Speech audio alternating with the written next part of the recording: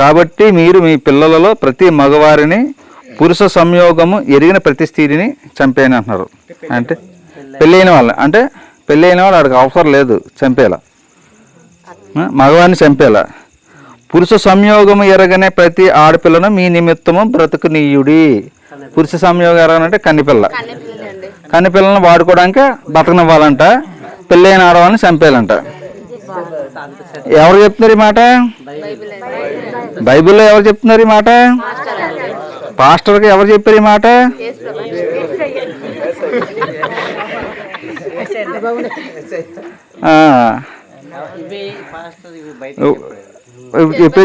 చెప్పాడు ఎప్పుడన్నా అని వచ్చారు. ఇంకోటి చదువుతాడు.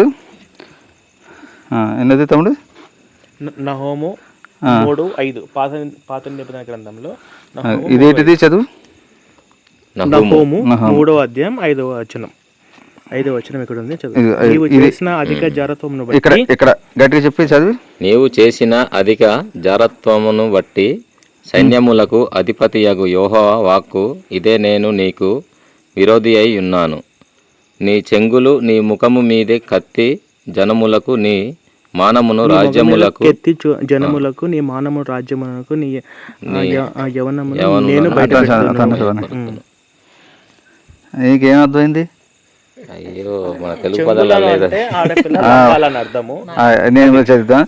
నీవు చేసిన అధిక జారవత్వమును బట్టి, అంటే వ్యభిచారం, సైన్యములకు అధిపతి యొక్క యెహోవాకు ఇదే నేను, అంటే యెహోవా చెప్తున్నాడు అన్నమాట. బైబిల్ దేవుడు చెప్తున్నాడు ఏంటంటే, నీ చెంగులు నీ ముఖం మీదకి ఎత్తి నీ జనులకు నీ మానము. మానం అంటే ఏంటమ్మా? బిడ్డ పుట్టే స్థానం, మనుషులు పుట్టే స్థానమే కదా మానం అంటే. ఆ మానం అందరికి చూపించేటట్టు చేస్తాడంట, లంగాల పైకెత్తి. తెలుసమ్మా మీకు? ఇది చెప్తారా? ఇది మనకి ఇక్కడ చెప్తారా? ఈ చర్చిలో చెప్పారా? ఎందుకు చెప్పరు? చెప్పెట్టి కొడతారని చెప్పరు. చెప్తే చెప్పెట్టి కొడతారు మీరు. మరి ఉందో పవిత్రమైంది అంటున్నారు కదా మరి బైబిల్. పవిత్రంలో పవిత్రమైనవి. ఇది ఫోన్లో పెట్టేసాం, మీరు ఏదో అబద్ధం ఆడారో ఎవరికైనా చిన్న అనుమానం ఎక్కడ ఉండొచ్చు. నేను ముండల ముఠాకోనండి, నేను హత్యలు చేసేవాడిని అండి, నేను మీ ఊరు వచ్చాను, మీ అందరి దగ్గర మంచి అడుగుగా ఉండాలా? ఏం చెప్తానా? నా అవన్నీ చెప్పుకుంటాను. నేను చేసిన తప్పులని చెప్పుకుంటానా? ఏం చెప్తాను? నేను మీకు సాయం చేయడానికి వచ్చాను చెప్తాను. నేను చాలా మంచివాడమ్మ, చాలా గ్రామాల్లో మంచి పనులు చేశాను, ఈ గ్రామంలో కూడా మంచి పనులు చేయడానికి వచ్చానని చెప్పి మిమ్మల్ని నమ్మిస్తాను, మీ దగ్గర స్థానం సంపాదిస్తాను. తర్వాత ఆ నమ్మకంతోనే మీ దగ్గర నుంచి డబ్బులు వసూలు చేసుకుంటాను. వాళ్ళు చేసే పని అది. ఇలాంటివి చెప్తే చెప్పించి కొడతారు కదా. మనుషులు అన్న వాళ్ళు ఎవరైనా చెప్పించి కొడతారు. మనుషులు అన్న వాళ్ళు ఎవరు ఇలాంటి దాంట్లో ఉంటారా? ఎందుకంటే మనుషులు కాబట్టి ఉండరు. ఉన్న వాళ్ళు మనుషులు కాదా అంటే తెలియకుంటున్నారు. మన వాళ్ళు వెళ్ళిన ఉన్నారు కదా, వాళ్ళు తెలియక. ఇది తెలిస్తే వెళ్తారా? ఒక చోట అయితే ఏకంగా అతనికి విరోధంగా ఉన్న వాళ్ళకి వారి పిల్లల్ని ఆ తల్లి చేత తినిపిస్తాడు. మన పిల్లల్ని కన్నీది ఎందుకు? మనకు తిన్నాక. ఇలాంటి ఉన్న విషయాలు ఎప్పుడైనా ఎవరైనా చెప్పారా? మాది మంచి మతము, మన కోసం ప్రాణాలు ఇచ్చేవాడు మన మానాన్ని అందరిగా చూపించాడా? మన కోసం ప్రాణాలు ఇచ్చేవాడు మన మానాన్ని ఎందుకు అందరికీ చూపించాడు? అంటే నిజంగా ప్రాణాలు ఇస్తాడా? ఇవ్వవాడు కాబట్టే. ఇలాంటి విషయాలు మనకు ఎవరు చెప్పరు. మేము చెప్పింది అబద్ధం అనుకుంటే, నేను అందుకే మేము బైబిల్ అడిగాను, అందులో చూపిందామని. ఈ అమ్మాయి దగ్గర ఉంటుందేమో అనుకున్నాం కానీ లేదు, బైబిల్ ఉంటే మీకు అందులోనే చదివిందో.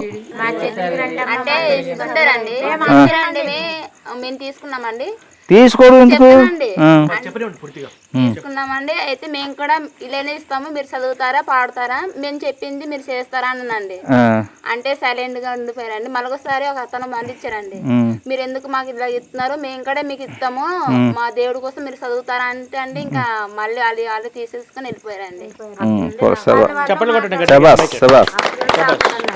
రావట్లేదండి. ఇంకొకసారి అంటే ఇంటికాడే గొడవడిపోయామండి. ఇద్దరేమో ప్రశ్నించామండి. మార్కెట్ కి వచ్చారండి, అడిగామండి గట్టిగానే, మీరు ఇస్తున్నారు, మేము ఇచ్చినప్పుడు కూడా మీరు తీసుకొని ప్రస్తుతం మీరు తీసుకుంటారని అలా గట్టిగా అడిగామండి. అడిగితే వాళ్ళు మాట్లాడుకుంటున్నారు. మేము ఇచ్చేది మీరు చదివితే మీరు మంచి స్థాయికి వెళ్తారు, మీరు బాగా చదవగలుగుతారు అనేసి అన్నారండి. మేము చదివే బట్టి ఉంటుందండి, మీరు చెప్తే మేము చదవడం కాదు, అది మన ఆలోచనతోనే అనేసి అన్నాం. తర్వాత వాళ్ళు మాట్లాడుకొని ఇంకా మా దగ్గరికి రాలేదండి. వద్దురా ఇక్కడ శివంగులు ఉన్నారు, మన తాట చేస్తారు అని చెప్పి మీ ఇద్దరిని చూసి భయపడారు. చూసారా, ఇది ప్రశ్నిస్తే వాళ్ళు అంతమంది వచ్చి భయపడ్డారంటే మరి ఇంతమంది ఉన్నప్పుడు అంటే ఆ ఇద్దరు అమ్మాయిలు అలా అంటున్నారు అనేసి పక్కకు వచ్చారండి. కానీ మేము ఒప్పుకోలేదండి, ఎందుకంటే మేము తెలుసు కాబట్టి, అప్పటికే తెలిసింది కాబట్టి మీకు. ఓకే, సంతోషం, చాలా సంతోషం. అందరూ ఇలాగే తయారవ్వాలండి. వీరిద్దరు ఎలా అయితే ప్రశ్నించారో అందరూ అలాగే తయారవ్వాలి. తయారవుతేనే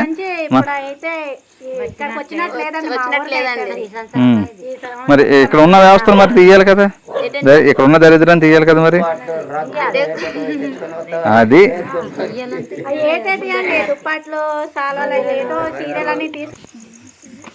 ఇప్పుడు చెప్పండి, ఇప్పుడు మామూలుగా పాస్టర్లు ఎప్పుడు వచ్చారు, ఎన్నిసార్లు వచ్చారు, ఏం చేస్తారు?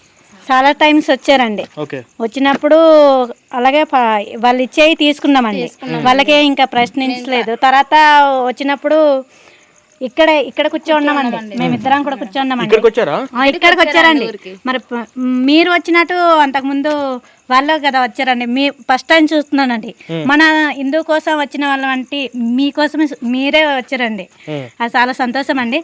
అలాగే వాళ్ళు వచ్చినట్టు వాళ్ళు ఆ ఊర్లో తిరిగి ఇలా పేపర్లు ఇస్తున్నారు కదా, మన హిందూ ధర్మం కోసం కూడా ఎవరైనా వస్తే బాగుండును అనుకున్నానండి. ఈరోజు మీరు వచ్చినందుకు చాలా సంతోషంగా ఉందండి. అలాగే వాళ్ళు వచ్చినప్పుడు అడిగామండి, ఇచ్చారండి. ఇచ్చేసి ఇది చదవండి అండి, మీ భవిష్యత్తుకి మంచిది అన్నారండి. అంతే అన్నారండి. అన్న తర్వాత మేము అన్నామండి, మీరు ఇచ్చారు పర్వాలేదు, బాగుంది, మేము ఇచ్చినప్పుడు కూడా మీరు చదువుతారండి, మేము ఇచ్చింది ఏదైనా తీసుకుంటారండి అనేసి అన్నామండి. అంతే అన్న మాట తీసుకుంటే తీసుకోండి, లేకపోతే లేదు అన్నారండి. అలాగ అనుకున్నప్పుడు మా దగ్గరికి ఎందుకు రావడం అండి అన్నామండి. ఇంకా వాళ్ళు వెళ్ళేసి వాళ్ళు మాట్లాడుకున్నారండి. తర్వాత మళ్ళీ రాలేదండి. తర్వాత మార్కెట్కి వెళ్ళామండి, పాతగడ్డకి వెళ్ళినప్పుడు అక్కడికి అంటే మీరు మార్కెట్కి వెళ్ళిన వీళ్ళే వచ్చారు, అక్కడ కూడా వేరే వాళ్ళు వచ్చారండి. వేరే వాళ్ళు కూర్చున్నామండి. మార్కెట్ అంతా అయిపోయింది, ఇక్కడ కూర్చున్నామండి. కూర్చోంటే వాళ్ళు ఇద్దరు వచ్చారండి. ఇద్దరు వచ్చి అమ్మ తీసుకోండి అనేసి అంటే ఏం తీసుకోము అనేసి అన్నామండి. ఇది తీసుకొని చదవండి సువార్త అనేసి అన్నారండి. అయితే మేము ఇస్తామండి, మీరు చదువుతారా, హిందూ కోసం మేము ఇచ్చే ప్రసాదం తీసుకుంటారా, మేము గుడికి రమ్మంటే వస్తారా అనేసి అన్నానండి. అంటే నువ్వు ఎందుకు ఇలా మాట్లాడుతున్నావు అన్నారండి. నేను మాట్లాడేది తప్పు కాదు, కరెక్ట్ గానే మాట్లాడాను అనేసి అన్నానండి. ఇంకా అంటే ఇంకా వాళ్ళు దగ్గరికి వెళ్ళి ఇంకా వెళ్ళిపోయారండి, మళ్ళీ మా దగ్గరికి రాలేదు. అంటే ఇప్పుడు వాళ్ళు ఇస్తే మనం తీసుకోవడానికి సిద్ధపడ్డాము, మనం ఇస్తానంటే వాళ్ళకి ఫస్ట్ కోపం వస్తుంది. అవునండి, అవునా కదా? కాబట్టి వాళ్ళు ఎంత అంటే వాళ్ళు ఇక్కడికి వచ్చారు, అక్కడికి వచ్చారు, అంటే ఈ ప్రాంతంలోకి వచ్చారంటే మీ ఇంటికాడికి మీ కాడికి వచ్చారని గ్యారంటీ లేదు కదా. ఇంకా ఎన్ని ఇళ్ళకు పోయింటాడు, ఇంకా ఎన్ని వీధుల చుట్టూ తిరిగి ఉంటారు. అంటే వీళ్ళు స్ట్రాంగ్ గా ఉన్నారు కాబట్టి సరిపోయింది. ఇప్పుడు వీక్ గా ఉంటే సరే తీసుకుందాం, చదువుకుందాం, ఇంకొక 2-3 మాటలు కలిసాయనుకో అయిపోయింది. అవునా కదా? సో ఇంత స్ట్రాంగ్గా ఉండింటే మేము అసలు ఇంత దూరం అవసరం కూడా ఉండేది కాదు. సరే వచ్చాము. విషయం ఏంటంటే అందరూ ఇలాగా కావాలి. ఓకే అమ్మా, మా తరపు నుంచి వచ్చేసి ఇది బృందావనంలో తీసుకున్నాము, చక్కగా తీసుకున్నాం. ఇదిగో అమ్మ మీకు కూడా ఇది శ్రీకృష్ణుడికి సంబంధించింది. మీరు ఎప్పుడు పర్లేదు అయ్యో పర్లేదు వద్దు, మీరు ఎప్పుడు ఇలాగే స్ట్రాంగ్గా ఉండి, ఇది కేవలం శాంపిల్ మాత్రమే, భవిష్యత్తులో కూడా చాలా మంది వస్తారు. కానీ మీ ఏరియాలో మిమ్మల్ని మాత్రం కాకుండా ఎక్కడ కనపడ్డా కూడా మీరు భయం లేకుండా ధైర్యంగా వాళ్ళ దగ్గరికి వెళ్ళి ఎందుకు ఇస్తున్నారు అని చెప్పి మీరు ధైర్యంగా అడగాలి. ఓకేనా?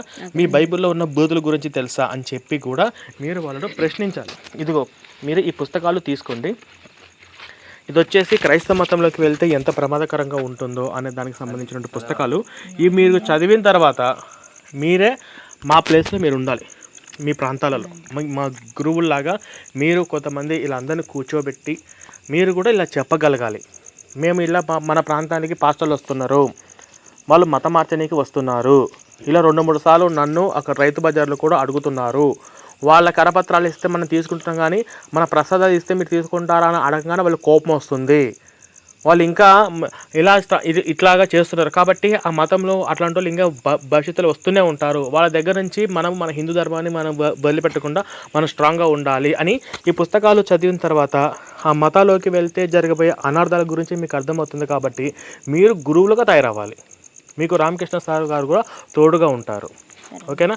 ఇది నేను చెప్తున్నటువంటి కాదమ్మా, మీకు అవి ఇచ్చాను కదా, శ్రీకృష్ణ పరమాత్ముడు మీకు ఈ ప్రకృతి మీకు ఇచ్చినటువంటి బాధ్యత. ఎందుకంటే వెళ్ళిన వాళ్ళందరూ కూడా బైబుల్ మొత్తం చదివి వెళ్ళిన వాళ్ళు కాదు, ఇలాంటి ట్రాప్లో పడ్డ వాళ్ళే. కాబట్టి వాళ్ళందరూ, కానీ వీళ్ళు ఏదో పోయిన జన్మల్లోనో స్వతంత్రం కోసం పోరాటం ఝాన్సీ లక్ష్మీబాయి వాళ్ళ రక్త వారసత్వం వీళ్ళల్లో ఉండబట్టి ఆ క్వశ్చన్ చేసి, అంటే మేము చెప్పకముందే మన హిందుత్వం గొప్పది కదా, మన హిందుత్వం మనము ఈ మతంలో ఉన్నాం కదా అని చెప్పి వాళ్ళల్లో ఉన్న రక్తము వాళ్ళని అలా క్వశ్చన్ చేసే విధంగా తయారు చేసింది.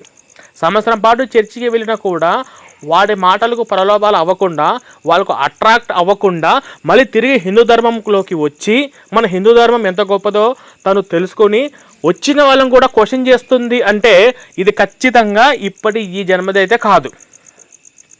ఇప్పుడు మనం ఈ మీటింగ్స్ అన్నీ కూడా బ్రిటిష్ పాలనలో ఉన్నప్పుడు కూడా అల్లూరి సీతారామరాజు గొప్ప గొప్ప స్వతంత్ర పోరాట యోధులందరూ కూడా బ్రిటిషర్లు మన దేశానికి ఎలా నాశనం చేస్తున్నారు, వాళ్ళు మన దేశం నుంచి తరిపి కొట్టాలి, మన భారతదేశానికి స్వతంత్రం తెచ్చుకోవాలి అని చెప్పేసి వాళ్ళు ఏ విధంగా అయితే వాళ్ళు పోరాడుతున్నారో ఇప్పుడు మనం కూడా అందరం అదే పోరాడుతున్నాం.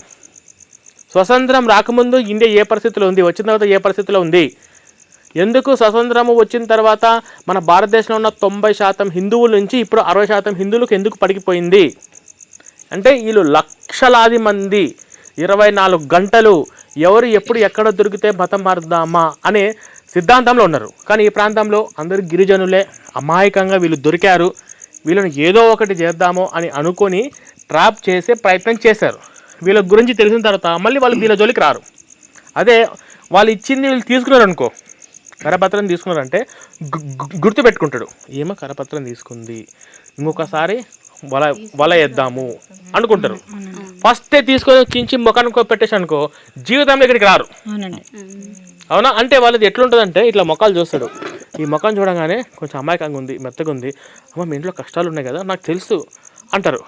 అవును కదా అని అన్నారు అనుకో, చెప్పాను కదా మీ ఇంట్లో సైతం ఉందమ్మా, నిన్న నైటే దేవుడు జస్ట్ నిన్న నైటే మాట్లాడాను మీ గురించి అనుకుంటా, నాకు ఇప్పుడు అర్థమైంది అంటే వాడు మాట్లాడమంటే మారుస్తారు.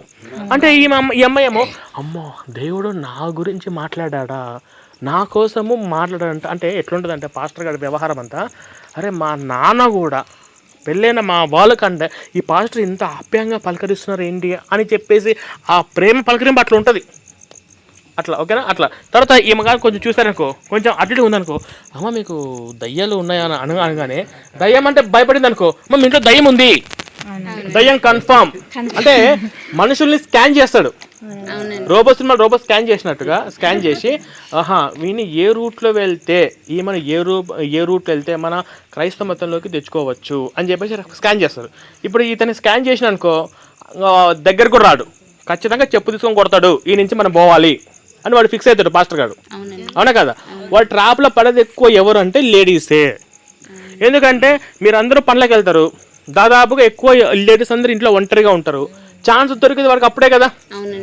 మీ వాళ్ళు పాస్టర్ వచ్చే సమయానికి మీ ఇంట్లో మగవాళ్ళు కూడా ఉండరు, ఉద్యోగాలకు పనులకు పోయి ఉంటారు. అవునా కదా? సో పనులకు పోయారు, ఇప్పుడు మన పని స్టార్ట్ చేద్దాము అని చెప్పేసి అంతే. కాబట్టి వాడు స్కాన్ చేసి ఎవరిని ఎలా ఎన్ని విధాలుగా మోసం చేయొచ్చు అని అన్ని విధాలుగా అవపూస పట్టిన వాడు ఎవరు ఉన్నారంటే వాడు పాస్టర్.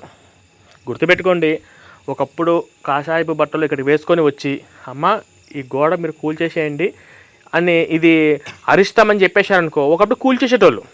అమ్మ మీ ఊరికి చేతబడి జరిగింది, చేతబడి పోవాలంటే నీకు క్షుద్ర పూజలు చేస్తానని చెప్తే నమ్మి ఏదో ఇచ్చేవాళ్ళు, డబ్బులు ఆశ్రమం కల్పించేవాళ్ళు. ఇప్పుడు వాళ్ళ ఆటలు సాగుతున్నాయా? ఇప్పుడు గిరిజన వాళ్ళలో ఎక్కడికి పోయినా కూడా చైతన్యం వచ్చిందా రాలేదా? వాళ్ళు చెప్పే మాటలు అమ్మట్లేదా? కాబట్టి వాళ్ళందరూ ఎట్లా బతకాలి అని చెప్పి బతుకు మార్చిన వాళ్ళే వాడు నీట్గా ప్యాంటు షర్టు వేసుకొని ఇటు బైబిల్ పట్టుకొని వాడే పాస్టర్ అయ్యిండు. ఇప్పుడు నీట్గా స్టైల్గా డ్రెస్ మెయింటెనెన్స్ మంచి స్టైల్గా ఉంటే కాషాయపు బట్టలు వేసుకొని ఈ పూజారులు దొంగ స్వామీజీలు ఇట్లా బతకడము మనకు కష్టమవుతుంది. కాబట్టి ఈ దేవుడి పేరు చెప్పి కాబట్టి ఇప్పుడు కొంచెం స్టైల్ మార్చేసి మనం వాళ్ళని ట్రాప్లో పడేసి ఈ దేవుడు అనే పేరు మీద వ్యాపారంతో మనం బిజినెస్ సాగించి మనం బతుకుదాము అని రూట్ మార్చిన వాళ్ళే పాస్టర్. ఓకేనా? కాబట్టి ఈ ముఠాలు ఎప్పటికప్పుడు వాళ్ళ వ్యూహాలు మార్చుకుంటూ ఉంటుంటారు. కాబట్టి మనం ఎప్పుడు కూడా వీక్గా ఉండకూడదు. ఎవరు వచ్చినా ఎప్పుడు వచ్చినా స్ట్రాంగ్గా ఉండాలి. దేని పట్ల? మన ధర్మం పట్ల. మన హిందూ ధర్మం, మన పుట్టింది హిందూగా పుట్టారు. మీరు హిందూగా పుట్టారా? మీ నాన్న హిందువే, మీ తాత హిందువే, మీ ముత్తాత హిందువే. కానీ మీ ముత్తాత మీ తాతకాడికి ఒక పెద్ద ప్రమాదం వచ్చింది. కత్తులు తీసుకొని మెడ మీద పెట్టి మీరు మతం మారుతారా, చచ్చిపోతారా అని అంటే నేను హిందూగా చచ్చిపోతాను అని అంటారు. మొన్న కాశ్మీర్లో యుద్ధం జరిగిందా? వాడు హిందువా ముస్లిమా అని చెప్పి ప్యాంట్ ఇప్పదీసి మరి కాల్చి చంపారని మీకు తెలుసా? నేను హిందువు కాదు ముస్లిం అని చెప్పి వాళ్ళు ప్రాణాలతో ఉండేవాళ్ళు. కానీ నేను చచ్చిపోయేటప్పుడు కూడా నేను హిందువుని చంపండి అని చెప్పేసి వాళ్ళు చచ్చిపోయారా లేదా? అంటే హిందువుగా ఉన్నారు లేదా? అట్లాగే కాళ్ళు చేతులు కట్టేసి శంభు మహారాజు గారిని కళ్ళల్లో పొడిచి ఎంత చేసినా కూడా నేను నా ధర్మాన్ని వదిలిపెట్టాను, హిందువుగా చనిపోతా అని చెప్పేసి అన్నారు. కానీ ఈ రోజుల్లో మోకాలు నొప్పని, నడు నొప్పని, నిన్న పనికి వెళ్ళి అలిసట్టి తలనొప్పి అని చెప్పేసి తలనొప్పికి మోకాలు నొప్పికి మతం మారుతున్నారు మనోళ్ళు. ఎంత దరిద్రం! అది మీ పిల్లలకి ఇవ్వాలి, అవునా కదా? కానీ ఇక్కడ ఉన్న వాళ్ళు మారిపోయారు. వాళ్ళ పిల్లలకి ఏమి ఇస్తారు? క్రైస్తవమే ఇస్తారు. వాళ్ళకి క్రైస్తవమే, అవునా కదా? కాబట్టి ఇక్కడి నుంచి అయినా మనం మారదాం, తెలుసుకుందాం. అమ్మ నమస్కారం అమ్మ, చాలా మంచి సంతోషం అమ్మ. జై శ్రీరామ్. జై శ్రీరామ్. మీద